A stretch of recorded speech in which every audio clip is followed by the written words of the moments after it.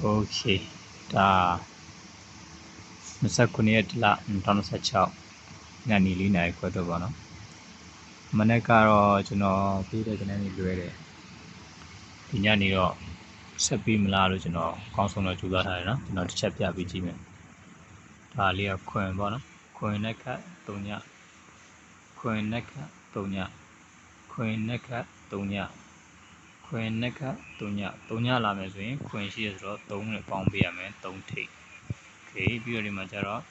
3လုံးပေါင်းခြင်းဟာ8 3လုံးပေါင်းခြင်းဟာ8 3လုံးပေါင်းခြင်း8 3လုံးပေါင်းခြင်း8လာဖို့ဆိုရင်ဒီမှာ9ရှိတယ်ဆိုတော့9လာပြမယ်အဲ့တော့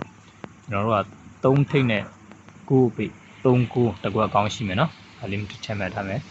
ပြီးတော့ဒီနှလုံးပေါင်းခြင်း4ထိပ်ဒါနေ့တိုက်ဟောပေါ့နေ့တိုက်လုံးပိုင်းလေးပေါ့နော်ခွင်2ပေါင်း9ဒီမှာ9 4 3ပေါင်းခွင်ဒီမှာခွင်လာမယ်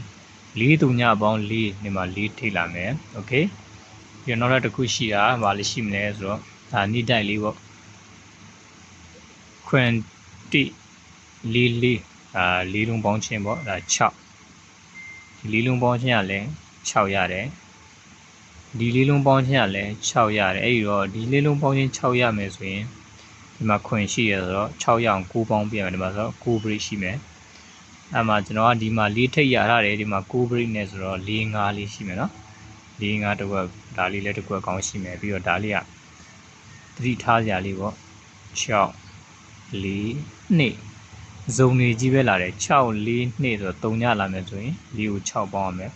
အဲဒါ4 6 3 6ထည့်ပေးထားတယ်ဒီမှာ break ဒါဘူ break နော်နက်ခတ်အပူညီကိုဘူ break နက်ခတ်ပါဝါညီကိုဒါဘူ break တို့ပါနက်ဝါတို့လာနိုင်တယ်ညီကိုလာပြီးတော့ဆိုတော့ဘူ break တို့ဟိုအပူတို့ပါလာနိုင်တယ်နော်ဒီနေရာဒါတော့ကျွန်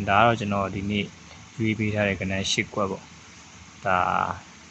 ကြိုင်တော့လိုက်ထိုးကြည့်ပေါ့ဗျာ